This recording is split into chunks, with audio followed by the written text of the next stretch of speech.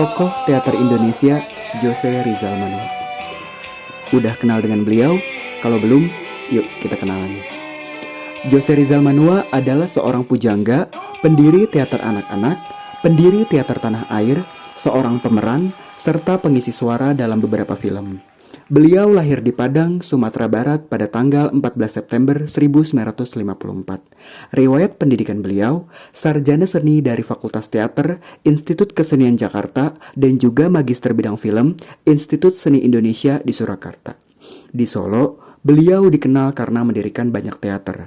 Salah satunya ialah Teater Tanah Air. Bersama kelompok teater tanah air ini, ia sempat berkeliling dunia untuk melakukan pertunjukan teater seperti di Jerman, Jepang, Rusia, bahkan karena prestasinya, ia mendapatkan penghargaan dari Muri sebagai seniman teater yang paling banyak mendapatkan penghargaan internasional. Galeri Buku Bengkel Deklamasi Taman Ismail Marzuki.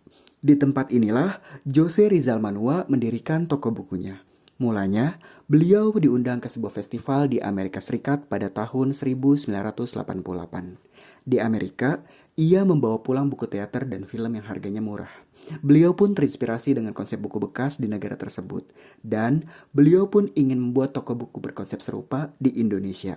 Sampai akhirnya, pada tahun 1994, ia bertemu dengan Gubernur DKI Jakarta yang saat itu sedang menjabat untuk mengutarakan gagasannya mengenai second hand bookstore. Hingga akhirnya, Dinas Kebudayaan DKI pun membangun galeri buku bengkel deklamasi. Sampai pada tanggal 2 Februari 2020, tempat baru galeri buku bengkel Taman Ismail Marzuki pun diresmikan. Pada kesempatan kali ini, kami dari kelompok 1 Ilmu Komunikasi Universitas Singapura Bangsa Karawang diberi kesempatan untuk wawancara beliau mengenai teater yang ia kerjakan saat ini. Saksikan perbincangan selengkapnya hanya di acara Dalam Hitungan Waktu. Oke Permisa, saya sekarang sudah bersama dengan Bapak Jose Rizal di Taman Ismail Marzuki. Bapak, apa kabar? Baik. Baik ya. Oke, jadi kita untuk wawancara untuk tugas ujian tengah semester kami, gitu Pak. Mohon bantuannya ya Pak. Ya, silakan. Oke, pertanyaan pertama, kalau boleh tahu sejak kapan Bapak mulai berkarir di bidang teater Pak? Tahun 72 ya, sejak tahun 72 ya, sampai sekarang. Dari mulai tahun 1972. Ya. Sudah 49 tahun ya Pak? 48 tahun. Iya. Wah, luar biasa. Kalau begitu alasan Bapak bisa memilih teater sebagai bidang kerjaan apa Pak kalau boleh tahu? Pada hakikatnya bidang yang kita pilih itu adalah keterbatasan ya. Jadi ya keterbatasan saya itu di seni budaya gitu ya, di teater, di sastra. Nah, karena saya menyukai bidang itu, saya harus mengolahnya secara maksimal supaya bisa bermanfaat untuk diri saya, bermanfaat juga untuk masyarakat gitu, apa yang saya geluti itu. Oke, intinya bisa bermanfaat bagi masyarakat sekitar ya Pak ya. Dan kalau untuk di bidang teater sendiri Pak, untuk bisa dari proses produksi sampai bisa ditampilkan kepada masyarakat itu memerlukan waktu berapa lama Pak? Saya biasanya 3 sampai 6 bulan, 7 bulan ya. 3 sampai 7 bulan ya latihan. Cukup lama juga ya. Ya kalau saya pertunjukan untuk di luar negeri ya, di Eropa, di Amerika atau di Rusia gitu. Ya, sampai 7 bulan latihannya supaya bisa kita menghadirkan yang terbaik di pertunjukan itu. Oke, memerlukan waktu yang tidak sedikit sebenarnya Pak ya. Oke. Lalu untuk Bapak sendiri apakah mempunyai komunitas teater sendiri Pak? Ya, namanya Teater Tanah Air. Teater Tanah Air berlokasi di Taman Ismail Marzuki. Taman Ismail Marzuki. Dengan anggota berapa banyak Pak? Macam-macam dari anak-anak sampai ada dewasa juga ya. Kadang-kadang saya bikin pertunjukan untuk anak-anak, kadang-kadang saya bikin pertunjukan untuk orang dewasa. Oke. Nah, untuk proses latihannya sendiri Pak, menurut Bapak itu tingkat kesulitannya seperti apa Pak? Bisa dijabarkan? Ya, tingkat kesulitannya kita harus menumbuhkan kepercayaan diri para pemainnya, kemudian mendorong dan membantu pemain memasuki perannya masing-masing, ya, watak-watak yang mereka mainkan, kemudian melatih suara mereka, melatih tubuh mereka, melatih kemampuan mereka mengaktualisasikan diri, melatih kemampuan mereka untuk bekerja sama dengan teman-teman yang lain, karena pada hakikatnya kerja teater itu kerja kolektif. Jadi tidak bisa kita membawa diri kita sendiri, tapi kita juga harus menghargai komunitas yang ada, apakah itu pemain sendiri atau dia merupakan penata lampu, penata sound, suara, segala macam. Itu harus bisa bekerja sama untuk membangun sebuah pementasan. Nah, itu semua dilatih. Oke, intinya kerjasama tim itu sangat diperlukan untuk proses teater ini, Pak. Iya. Dan untuk Bapak sendiri, inspirasi terbesar Bapak dalam bisa berteater ini siapa, Pak, kalau boleh tahu? Hidup dan kehidupan, ya. Oke. Hidup dan kehidupan. Saya berguru mulai dari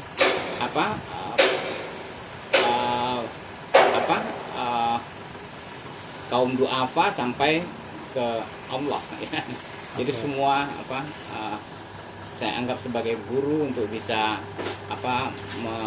membangun kreativitas, menjaga kreativitas dan seterusnya. Sangat menginspirasi sekali. Nah, kalau menurut Bapak sendiri, manfaat dari manfaat dari belajar teater untuk bisa didapatkan oleh penontonnya itu apa sih, Pak? Pada hakikatnya, ya, seorang aktor itu dia harus memahami psikologi, dia harus memahami sosiologi, dia harus memahami etnologi, antropologi, semua bidang-bidang ilmu harus dia pelajari, juga politik, ekonomi, semua itu harus dia pelajari untuk dia bisa mempresentasikan diri atau mengaktualisasikan diri peran yang akan dia mainkan atau watak-watak yang akan dia mainkan. Dia belajar semua itu. Iya. Jadi walaupun dia tidak menjadi politisi, dia tidak menjadi ekonom atau seterusnya, tetapi dia harus tahu itu semua, karena pada hakikatnya yang dia mainkan itu adalah watak manusia yang di dalamnya unsur-unsur fisiologi, unsur-unsur sosiologi, unsur-unsur psikologi ada Dalam teater. di dalam watak itu, ya, di dalam watak yang dia mainkan. Kalau menurut Bapak, makna berakting dari seorang Jose Rizal itu bagaimana, Pak? Bisa dijelaskan? Ya, merefleksikan hidup dan kehidupan dari zaman di mana watak itu dibangun oleh si penulis, ya, si penulis cerita. Nah, kalau kita memainkan sebuah lakon gitu, kita harus tahu latar belakang dari lakon itu, apakah dia lakon yang ditulis di zaman Yunani, di zaman Romawi, di zaman kerajaan Inggris, atau di zaman sekarang, atau dia dari tradisi, dari mana-mana. Jadi untuk bisa menghidupkan itu semua, kita harus memahami berbagai hal, ya, mulai dari politik sampai antropologi harus kita pelajari, bahkan etnologi harus kita pelajari, ya, sifat-sifat kedaerahan segala macam itu harus kita pelajari, karena karya yang unggul itu antara lain adalah karya yang bertolak dari tradisi, yang bertolak dari dari kepribadian di mana si tokoh itu hidup, ya, di mana si tokoh itu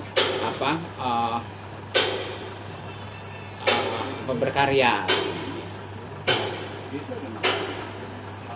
Kalau boleh tahu, Pak, menurut Bapak dari karya-karya Bapak atau pentas Bapak dalam berteater, menurut Bapak yang paling berkesan dalam karir Bapak tuh teater yang mana, Pak?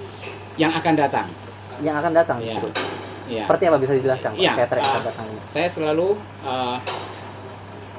menganggap bahwa karya saya yang terbaik itu yang akan datang. Jadi itu yang memacu saya untuk terus kreatif, terus membuat sesuatu yang segar, ya, yang yang bisa diterima oleh masyarakat. Misalnya terakhir pertunjukan saya itu terbaik di festival teater anak-anak di Jerman ya, Terbaik di sedunia ya, festival teater anak-anak sedunia itu juara pertama.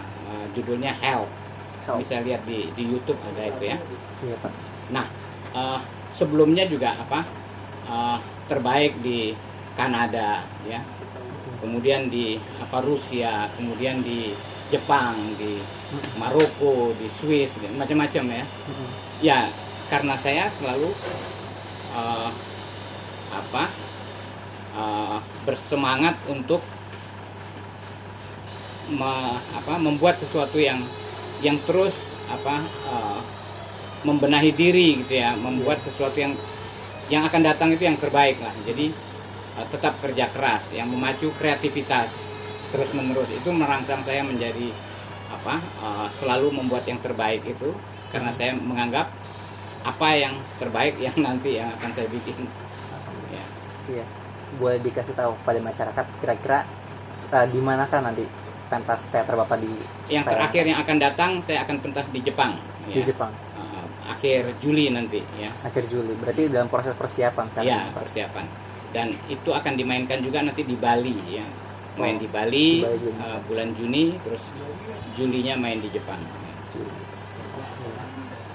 Lalu menurut Bapak ada keterkendalaan nggak Pak dalam masa pandemi COVID-19 ini dalam pentas teater secara in general ya Pak ya, semua Indonesia ini apakah berdampak sekali Pak pada Dunia sektor? ya, dampaknya sedunia ya. 2 tahun ini festival-festival di dunia atau teater-teater di seluruh dunia ditutup. Jadi dampaknya besar sekali ya. Makanya sekarang ini kita juga latihannya hati-hati ya, menjaga prokes segala macam. Iya. Tetapi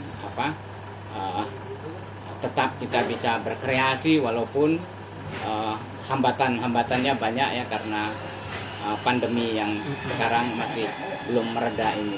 Jadi memang kendalanya besar sekali ya, efeknya besar sekali. 2 tahun belakangan ini paling tidak kami kesulitan untuk latihan, untuk pertunjukan ya. Lalu untuk teater Bapak sendiri apakah melibatkan keterlibatan dengan digitalisasi, seperti misalkan dia disiarkan secara online melalui kanal YouTube atau mungkin seperti itu Pak? Ada beberapa pertunjukan saya di YouTube ya, tetapi belum semua ya. Oke. Ya, karena saya tidak punya kanalnya, belum bikin kanalnya ya. Nanti kalau sudah bikin mungkin semua pertunjukan saya dari tahun 90-an itu bisa di share ya. Biar bisa dinikmati secara Iya. masyarakat ya Pak? Iya. Dan apakah media digital ini sangat membantu dalam sektor teatrikal ini Pak? Menurut Bapak sendiri? Digitalisasi ini tidak bisa dihindari ya. Iya. Tokoh-tokoh teater yang biasa bermain di panggung, dia harus menyadari bahwa sekarang ini zaman berubah ya. Kemudian kreativitas juga dituntut ya, untuk bisa menyiasati itu virtual. Jadi saya kira itu semua adalah perkembangan teater, bahwa teater itu tidak statis tetapi dinamis. Dia terus bergerak ya, dengan dengan digitalisasi. Dia harus bisa melebur ke sana, dia harus bisa bekerja sama dengan itu semua ya. Dengan virtual juga dia harus bisa bekerja sama dengan perkembangan zaman, saya kira. Seperti itu. Jadi nanti pada perkembangannya teater juga mungkin akan bergeser ke sana ya. Tidak bisa dihindari kehadiran digitalisasi atau kehadiran virtual, itu tidak bisa dihindari oleh tokoh-tokoh yang bergelut di seni pertunjukan ya. Iya. Nah, untuk pertanyaan yang terakhir nih Pak, menurut Bapak pesan yang bisa disampaikan kepada generasi muda yang tertarik dengan dunia teater tapi masih kurangnya informasi, atau bisa bilang masih kurang informasi gitu loh Pak. Ya, Kira-kira bagaimana Pak? ya pada Bisa hakikatnya, membangkitkan motivasi. ya pada hakikatnya teater itu eh, sebuah wadah atau sebuah aktivitas kreatif yang bisa menumbuhkan kepercayaan diri seseorang, Iya. yang bisa membuat seseorang mampu bekerja sama secara ensemble ya dengan orang lain, saling menghargai. Itu yang paling penting di teater itu adalah kepercayaan dirinya bisa tumbuh, kemudian suaranya terlatih, kemudian kemampuannya bekerja sama dengan orang lain juga terlatih. Banyak sekali hal-hal positif yang bisa diterapkan di dalam kehidupan ya. Betul. Ya, misalnya dengan latihan kita mampu mengucapkan teks secara jelas gitu ya, secara jelas bisa ditangkap oleh orang lain apa yang kita gambarkan. Nah, teater itu mengajarkan itu semua. Misalnya tahun lalu saya keliling Indonesia, saya main monolog. Nama tokoh yang saya mainkan itu Anton Bastian Chandra Damono, Emil Franciscus Guntur Haryadi, Isman Jamaluddin, Kadaryono Lazarus Musa, Nazaruddin Umar Paulus, Quentin Ramon Susilo, Thomas Usman Vincentius, White Serses Yahya Zakarias. Nah misalnya Tadi hafal ya Pak. ini tidak bisa kalau tanpa latihan keras gitu. Ya, tidak bisa cuma latihan seminggu 2 minggu, bisa tidak, mungkin berbulan-bulan. Jadi teater itu mengajarkan kita kerja keras. Ya, mengajarkan kita ketekunan, mengajarkan kita banyak hal ya yang positif yang bisa kita terapkan di dalam kehidupan. Sebetulnya teater itu suara kita terlatih, kemudian kemampuan kita berimajinasi juga terlatih, karena di sana kita harus mengimajinasikan tokoh yang kita mainkan dan seterusnya. Oke. Wah, menarik sekali berarti ya teman-teman ya.